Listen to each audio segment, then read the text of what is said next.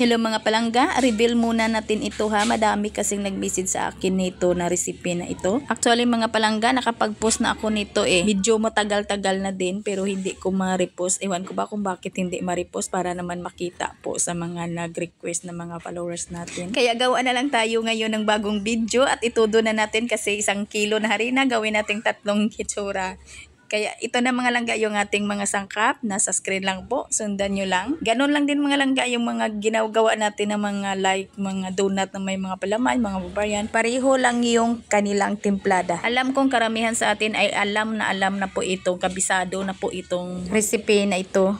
Ayan na po mga langga, pag nalagay na po natin lahat ng mga dry ingredients po natin. At isunod na din nating ilagay yung iba pa nating mga wet ingredients. At isunod na din nating ilagay yung ating tubig. At pagkatapos nun ay tunawin lang po natin ng mabuti yung ating mga dry ingredients before po tayo maglagay ng ating harina. Sa ating harina mga langga, pwede naman kayong gumamit dito ng all-purpose na harina. Pwede natin itong masahin ng mano-mano, pakinisin natin yung ating dough, gamit lang po yung ating kamay dito kung wala po tayong mga dough roller or spiral mixer. Bali, i-rest lang po natin muna yung ating dough para lumambot before tayo magmasa ng mano-mano para hindi po tayo mahirapan. At itong dough natin ngayon mga langga ay dinaan ko po ito sa aking dough roller at cut ko lang ito sa 33 to 35 grams or sa 1/8 cup measurement natin mga langga. Punong-puno yung ating 1/8 measurement cup sa ating 33 grams. Sa pagmasa natin dito ng mano-mano, kahit hindi na natin ma-achieve mga langga yung ganito talaga kakinis. Kasi iba at maganda talaga yung texture ng ating dough sa pinadaan sa dough roller. Ayun na nga, dito na nga tayo sa 1 kilo po natin na harina ay 3 hitsura po yung gagawin natin. Itong pinahaba-haba kong mga langga, ito po yung tinatawag natin na pilipit. Bali, inuuna ko ito para malambot mamaya sa pagpilipit po natin. At ito naman yung donut natin. Kailangan lang po mga langga, figurahin nyo lang po ng mahigpit.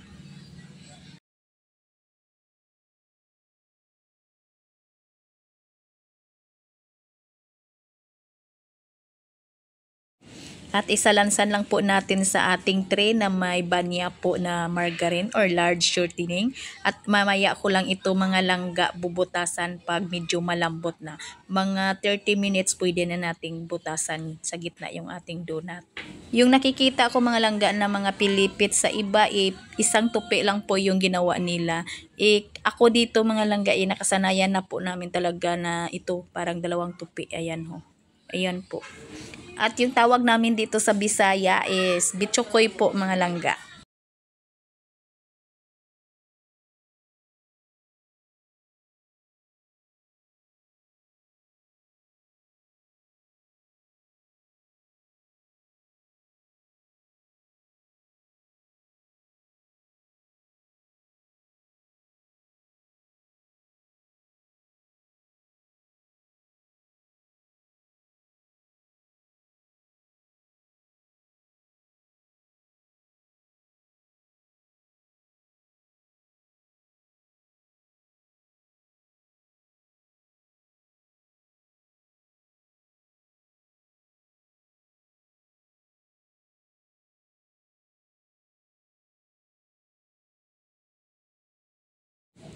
At ito naman yung tinatawag namin na utso-utso.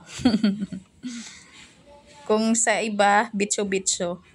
Yung bitso-bitso naman namin dito, hindi po yun harina, kundi yung bitso-bitso namin dito is glutinous flour po yung ginagamit.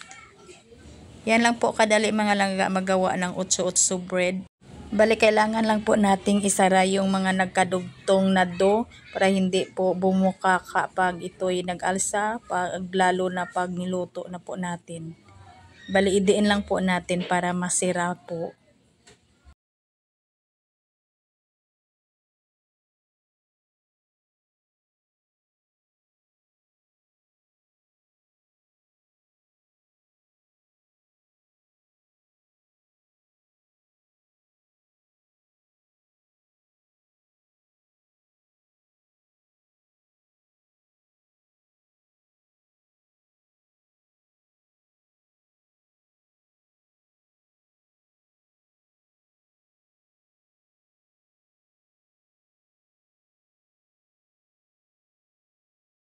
At ito na mga langga, pagkalipas ng 30 minutos, pwede na nating butasan yung ating donut kasi malambot na po. At pagkatapos, paalsahin lang po natin yung mga dough natin ng 2 hanggang 3 oras at depende din sa ating room temperature. At pag mahangin naman mga langga, ay pwede ninyong takpan ng malinis na tila or plastic yung ating dough. At ito na mga langga, pinaalsa ko lang ng 2 oras at 15 minutos yung ating dough ay pwede na nating lutuin sa mainit po na mantika. At tansyahin nyo lang po pagka mag-golden brown na yung kabila, pwede nyo nang baliktarin at saka hanguin. Pag nagbigay po ako sa inyo ng recipe na pangprito, dito ko po ito piniprito. 1 kilo lang para lang madali nyo lang masundan. Pero sa totoo mga langga, yung aming ginagawa araw-araw na donut, 30 kilos po kada araw. Iba't ibang klase ng donut, iba't ibang klase ng pangpritong tinapay. Dito po namin niluluto. Ang laki-laki po mga langga, parang kawa na po ito. 34 piraso po na donut yung malaman niya dito. At ito na mga langga yung request ninyo na simple lang. Simple lang talaga mga langga kasi margarine lang po yung nilagay natin at saka asukal lang po yung nilagay natin. At yung kabila lang yung nilalagyan ko ng margarine ha. Yung kabila hindi na po. At depende na sa inyo kung lagyan nyo lahat. Sa 1 kilo po natin na harina ay nakagawa po tayo ng 54 na piraso sa 33 to 35 grams. Pero kung gawin yung 30 grams, madami pa ang magagawa ninyong mga langga. Kayo nang bahala kung ilang grams at kung magkano ang inyong bintahan. Sa mga nag-request nito, sana ay nasundan po ninyo ang ating recipe at sana may natutunan po kayo.